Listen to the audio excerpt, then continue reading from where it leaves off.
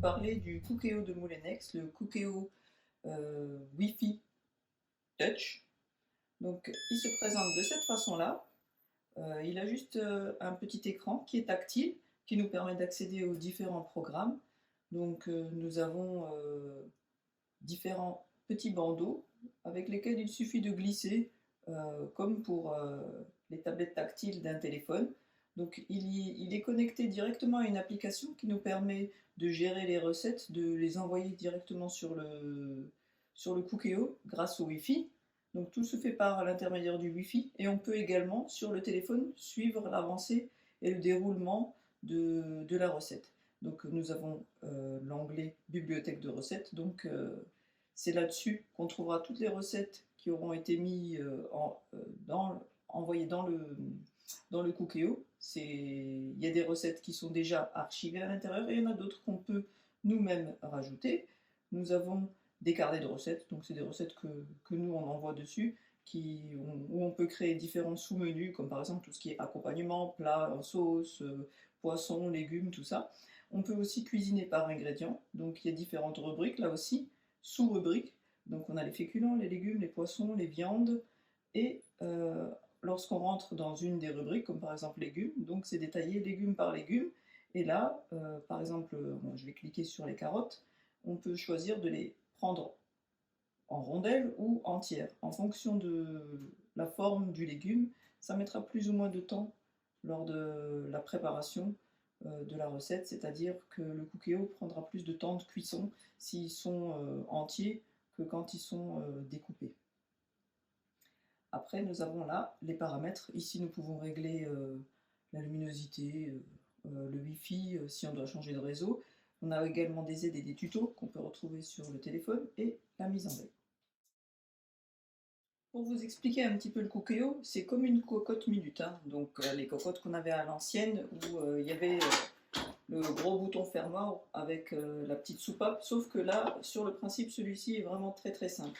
Il se compose d'une cuve avec un revêtement en téflon anti-adhésif qui nous permet d'aller jusqu'à 6 litres de capacité, donc ce qui est une très très bonne capacité pour une famille de 4 à 6 personnes. Nous avons également ici l'intérieur, avec lequel il faut faire attention de ne pas mettre de liquide qui est composé de la résistance, où la cuve se pose. Donc c'est très simple, la cuve va au lave-vaisselle, il suffit de la poser là-dessus. Après nous avons des petits accessoires pareils qui sont démontables et lavables au lave-vaisselle. C'est ce qui remplace l'ancien système de soupape des anciennes cocottes minutes. Donc vous voyez, tout s'enlève. Donc là, c'est ça le nouveau système qui remplace la soupape, qui est composée d'une petite bille et d'un petit accessoire en plastique avec lequel il suffit juste de le tourner, de verrouiller à déverrouiller pour pouvoir l'enlever et le laver. Donc c'est très simple. Ça se remet directement comme ça sur son support. Et on a une petite vis qui nous permet de le fixer. Donc en fonction des préparations, si c'est juste des légumes à la vapeur, un petit coup de chiffon et c'est propre. Par contre, si on fait des plats en sauce, là dans ce cas-là, il faudrait le démonter et le passer au lave-vaisselle, ce qui est vraiment pas quelque chose de contraignant. Donc une fois la cuve remplie avec notre préparation, nous avons juste ici ce petit bouton avec le cadenas ouvert déverrouillé, cadenas fermé verrouillé. Donc là pareil, nous avons sur cette zone-là un petit support en plastique où la vapeur s'évacue quand la cuisson est terminée, qu'il faut aussi, avec lequel il faut passer un petit coup de chiffon.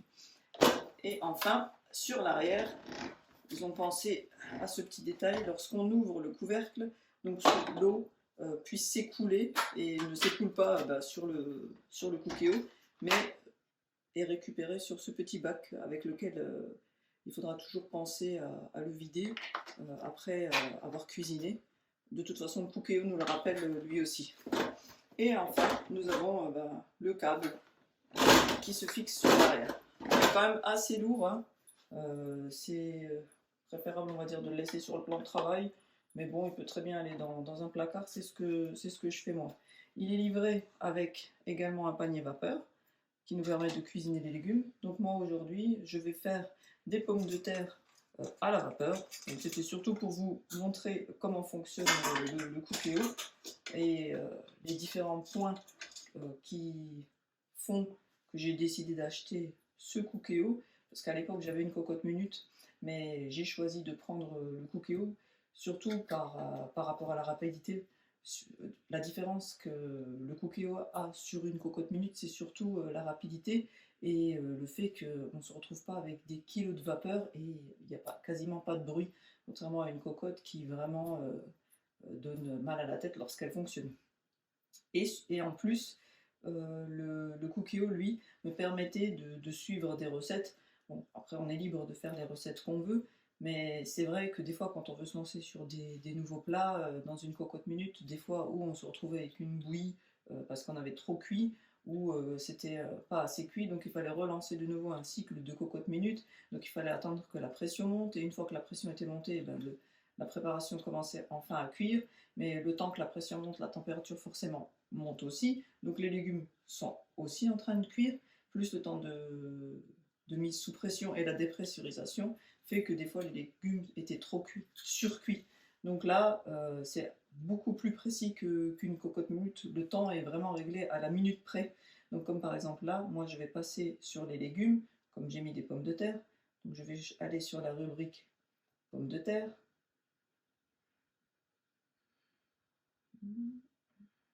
Là voilà, donc je clique dessus, il me demande si elles sont en morceaux ou entières, donc moi je les ai découpées pour aller encore plus vite, et comme je dois être à 1,5 kg, je vais mettre 1 kg, vu que c'est ce qu'il propose en temps normal, mais on peut mettre plus, hein. Pour lui dans son programme c'est 1 kg, équivalent à 10 minutes. Donc là il nous dit, donc 10 minutes de temps de préparation, cuisson sous pression, donc le poids 1 kg, elles sont en morceaux, et c'est des légumes frais, parce qu'on peut bien sûr cuire aussi des légumes surgelés.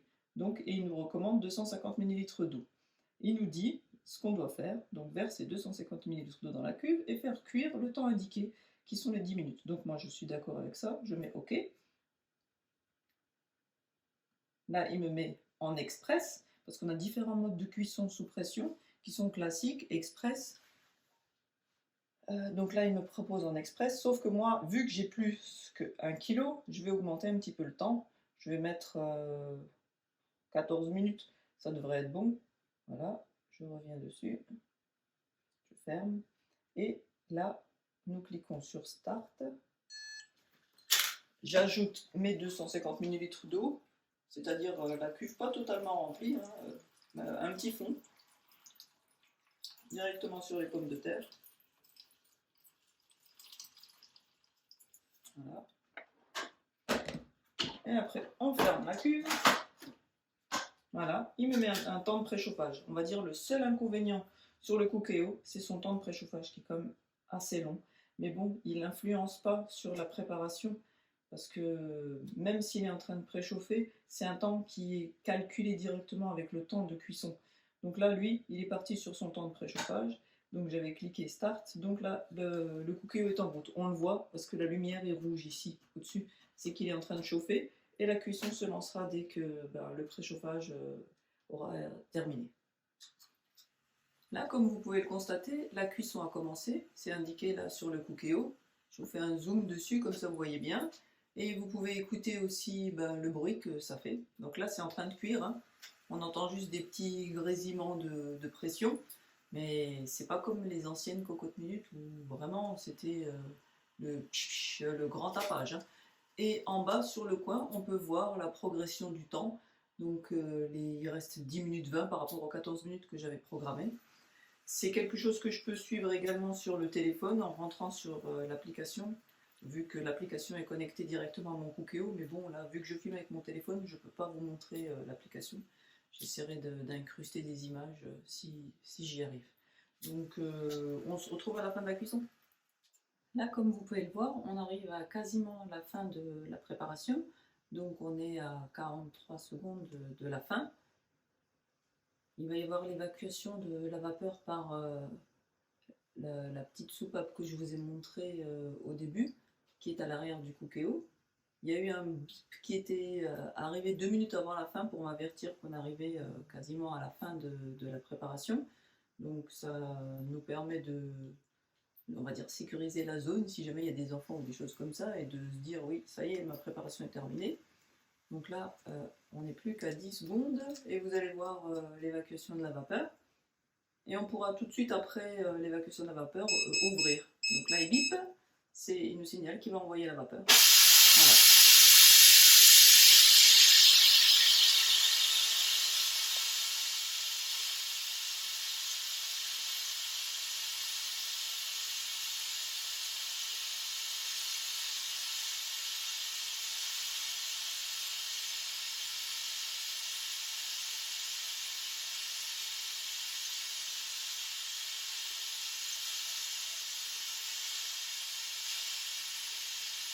Comme vous pouvez le voir, c'est noté hein, qu'il est en décompression. Donc à ce moment-là, on n'a pas accès à la poignée, il reste verrouillé pour des raisons de sécurité.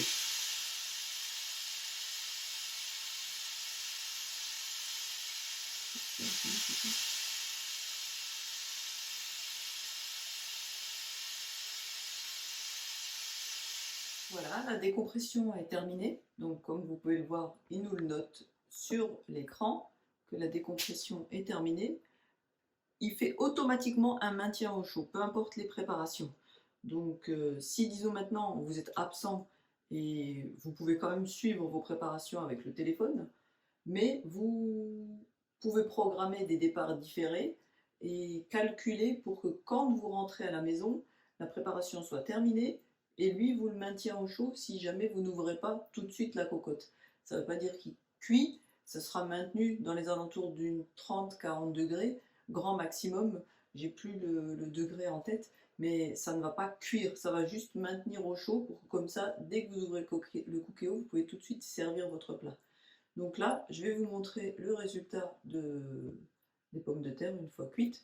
Donc là, la décompression est terminée, ça a duré même pas 1 minute. Et à ce moment-là, on passe en blanc à cet endroit-là, c'est-à-dire qu'on peut déverrouiller. Donc là, on a tout de suite l'eau qui s'écoule directement et qui est récupérée à l'arrière dans la petite trappe que je vous ai montré avant. Et nous avons les pommes de terre qui sont parfaitement cuites. Là, moi, je teste avec un petit couteau. Il ne me reste plus qu'à récupérer le panier. Bon, là, c'est encore très très chaud. Et les pommes de terre sont prêtes. Voilà. Donc, je peux cliquer sur Stop pour qu'il m'arrête le maintien au chaud. Moi, j'en ai pas besoin de maintien au chaud. Il me demande est-ce que je veux relancer une cuisson ou terminer le maintien au chaud. Donc, moi, je vais mettre terminer le maintien au chaud. Et voilà. Il me dit, ce que je vous disais avant, qu'il faut bien penser à vider le récupérateur d'eau de condensation qui a eu lieu, la vapeur qui a eu lieu, qui s'est accumulée sur le couvercle, qui est retombée derrière. Donc là, comme vous pouvez le voir, toute l'eau est là-dedans. C'est pas énorme, mais c'est quand même quelque chose qu'il faut penser à vider à chaque fois parce que forcément, au fur et à mesure des préparations, ça peut s'accumuler et déborder. Donc là, on lui dit c'est fait. Voilà. Et mettre en veille, donc éteindre le cookéo ou retourner à l'accueil pour enchaîner sur une autre préparation si disons ma recette n'était pas terminée. Donc là moi je vais le mettre en veille. Voilà, l'écran, j'ai oublié de vous le dire aussi avant, est inclinable, hein, donc en fonction des luminosités, de la façon dont on souhaite adapter notre écran à notre utilisation. Donc c'est un point très pratique lorsqu'on utilise le robot, le cookéo, c'est pas un robot. Donc je vous laisse sur cette préparation, j'essaierai d'en faire d'autres pour vous expliquer plus en détail toutes les possibilités qui sont offertes avec le cookéo, qui est vraiment relativement simple d'utilisation pour quelqu'un qui a peur des cocottes minutes et qui veut se lancer dans des préparations express pour gagner du temps et faire des plats mijotés qui des fois pouvaient durer 3, 4, 5 heures dans des cocottes classiques. Ben là, grâce au cookéo, ça peut être vraiment réglé en des fois 15 minutes, 20 minutes, une demi-heure. Donc je vous montrerai d'autres recettes express. Ben, je vous laisse sur ça et on se dit à très bientôt sur ma chaîne. N'hésitez pas à vous abonner et à liker. À bientôt!